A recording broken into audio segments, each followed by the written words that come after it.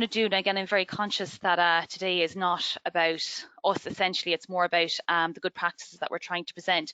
But I just wanted to, again, just put a little bit of context around I suppose why we as an assembly are involved in the cohesion project, and also just if people aren't familiar with what we do, to give a very general overview of what we as an assembly do. So I'm just going to take you through that. Apologies now. Okay. So Southern Regional Assembly. So we have been in place since 1999. Based here in Waterford City, which is one of the 3 cities in the region. The Assembly itself is currently made up of 34 councillors who are members, and they come across the 10 local authorities across the region, and they would meet monthly, generally in our headquarters here in Waterford, but with current circumstances have moved online, but they would meet on a monthly basis to discuss kind of any business pertaining to the Assembly, and they would be the kind of I suppose the committee or the overarching body that would govern us.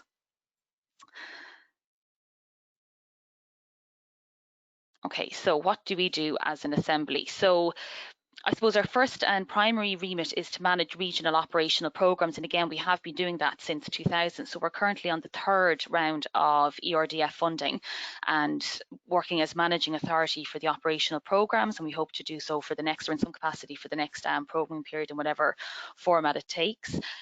We monitor EU funding, we secure investment and make funding applications. We're also home to some of the European Territorial Cooperation contact points. We would house the Northwest Europe contact point. Our director works as the Interreg Europe contact point, which is the programme that Cohesion is funded under.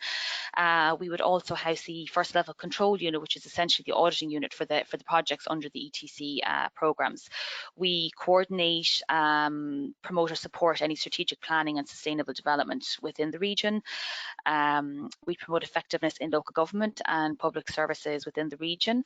And since 2015, we have been tasked as the Southern Region Assembly to oversee regional economic and spatial planning. And as part of that, we were tasked with authoring a regional spatial and economic strategy, which essentially is, it's a 12-year vision for the region, kind of ideally how we want to be, how we see ourselves in 12 years and how we intend to get there. So Dominic, who is one of the regional planning officers, is going to talk to you about that in a little bit more detail after this. Okay, so just to give you an idea as to how we're structured for our ERDF funding, which is our operational programme. So we have 3 regional assemblies within the country. We have one in the North and West region, one in the Eastern and Midlands region, and one in the Southern region. However, they would have only come into place in 2015. Prior to that, we had 2, what are referenced NUTS 2 classification areas for the purpose of ERDF funding. So they would have predated the change in classification to the 3 assemblies. So we as the Southern Regional Assembly look after the Southern and Eastern Regional Operational Programme, which will run up to this year, 2020. So it includes the 10 local authorities, the 9 counties across the region, Dublin, Wicklow, Kildare and Meath. So just to, I suppose, to explain why there's that disparity between the counties that we cover in the RESIS and what we cover then in the operational programme. Okay, so Laura and Anoa would have given you a very good overview of the project, but again, just to remind you the objectives. So it's about integrating that kind of regional dimension into our smart specialisation strategies, or S3, and also to promote what's considered a multi-level governance model. But what does that actually mean? What does that mean for us? So what is smart specialisation? So essentially it's an innovation policy concept, but it's all about boosting regional innovation in order to enable regions to focus on their strengths. And by doing this, it should help contribute to growth and prosperity.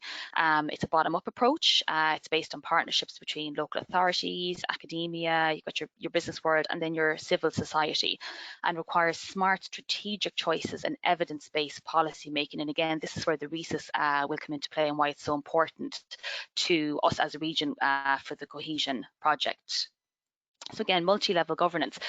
The definition of this is collective decision-making processes where authority and influence are shared, and that's the key thing, between stakeholders operating at multiple or different levels of governance, but also within different policy sectors. So when you drill it down, it's trying to move away from that kind of that traditional hierarchical approach to more network-like structures. So to kind of get that collaboration and partnership in place within our governance models.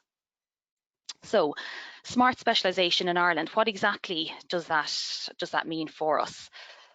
So back in 2014, so smart specialisation would, as a condition of getting ERDF funding or regional operational programme funding, we would have had to put together a smart specialisation strategy. And out of that, there was a national research prioritisation exercise conducted. And from that, there were 14 priority areas that were identified at the time. There was a slight kind of refresh of those back in around 2015. And what they did is they put them under 6 kind of overarching general sectors. But since that time, there's been no refresh of the priorities. There's been no revision of them. So I mean, essentially, it's a static strategy. And while it would have been very relevant at the time, you could argue that maybe the sectors have evolved or changed or need different supports in place. So we need to look at different sectors, and particularly when you're looking at that regional focus, you I suppose need to drill down to what we as a region would need. So that what's prioritised at a national level is not necessarily what we may prioritise at a regional level. So just to identify that.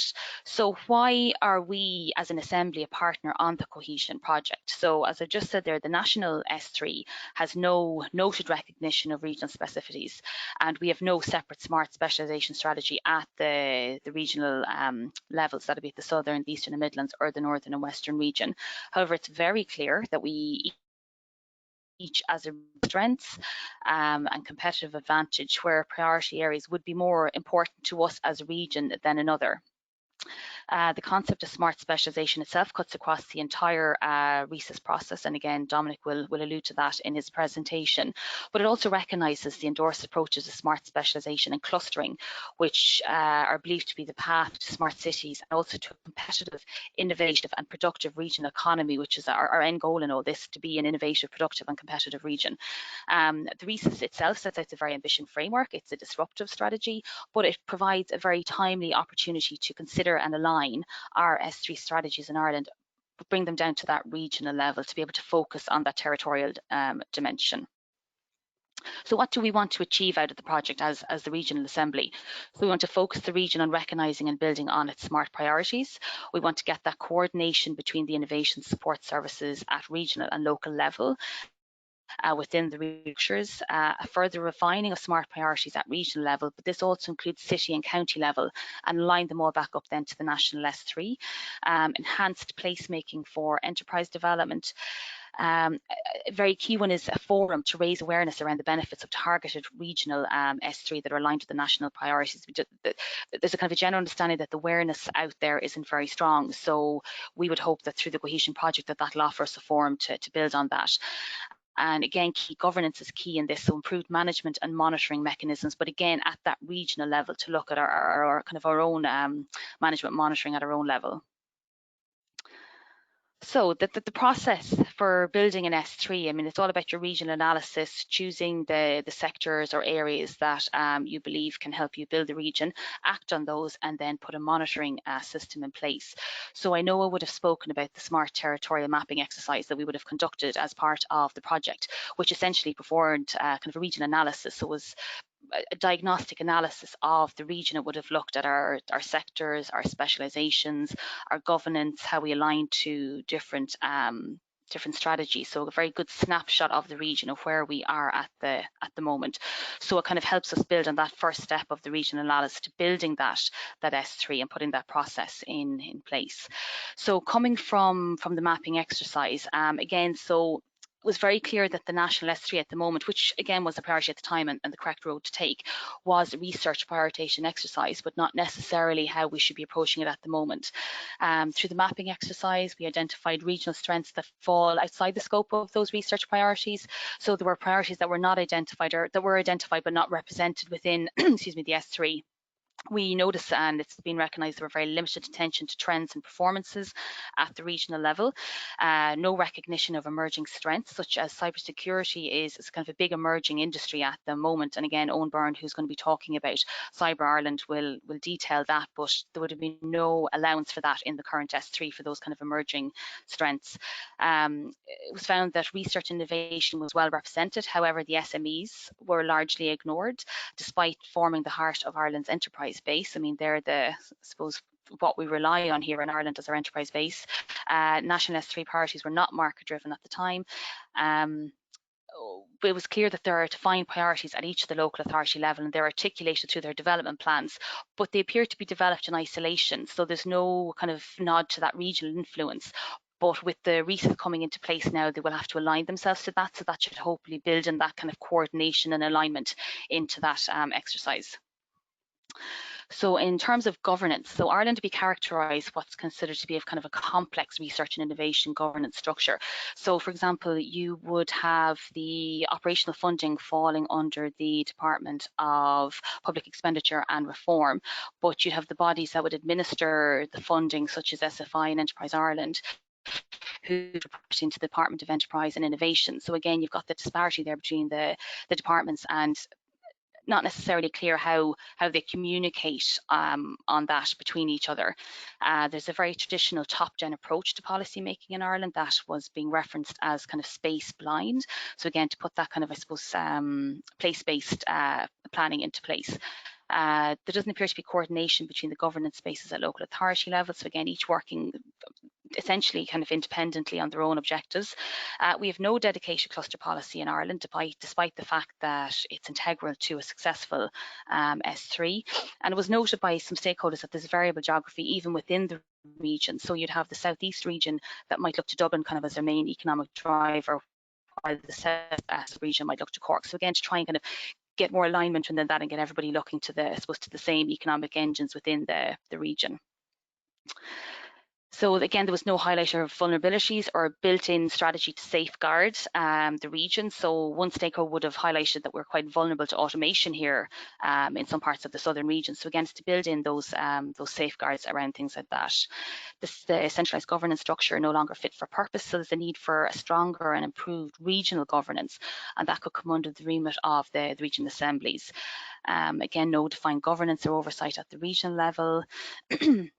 No formal collaboration between the relevant bodies, but again, we could use the RESET and that multi-level governance model that's in place to try and address this, and insufficient metrics in place to monitor and evaluate. So the gaps that we noticed, that the key things that we need to address now going forward. So again, coming into the next programming period post 2020, there will be another iteration of S3s that will have to be submitted to get your operational program funding. So I think to make these more effective, we need to look at 3 key areas, and they would be governance, your entrepreneurial discovery process, and then looking at your monitoring and evaluation. So we need to develop clear place-based smart priorities that are not just research priorities, that are more reflective of the region itself and where we are as a country. Remove those spatial blinkers. So you need to embrace that place-based approach.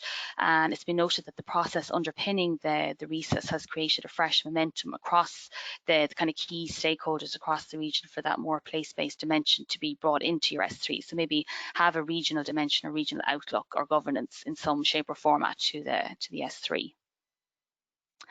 The RESET would have performed a very crucial bottom-up stock-taking exercise through their extensive consultation process. And again, this is being presented as a good practice today for the project, so Rob is going to take you through more of that. But it could form the foundation for a refresh of Ireland's S3 and how we approach it as a region, how we would manage that. Again, the RESET gives us the opportunity to build a collaborative approach within the 3 RESETs themselves. We can tackle the lack of monitoring and evaluation. So again, develop and report on regional KPIs. And again, it's very clear what gets measured, get done. So if you know you're going to have to report on something, you're more inclined to try and get that done. Through this, we can support the more strategic approach to clustering. And again, it was noted that the S3 was quite a stagnant strategy. So build in the ongoing revision or reflection through the regional smart priorities into that governance, so that you're always trying to, I suppose, build on what you have and make sure that it's current. Okay, so thank you for that. So today we are going to be presenting 3 best practices that we feel within the region are good examples of multi-level governance, or kind of reflecting that regional voice in a national strategy.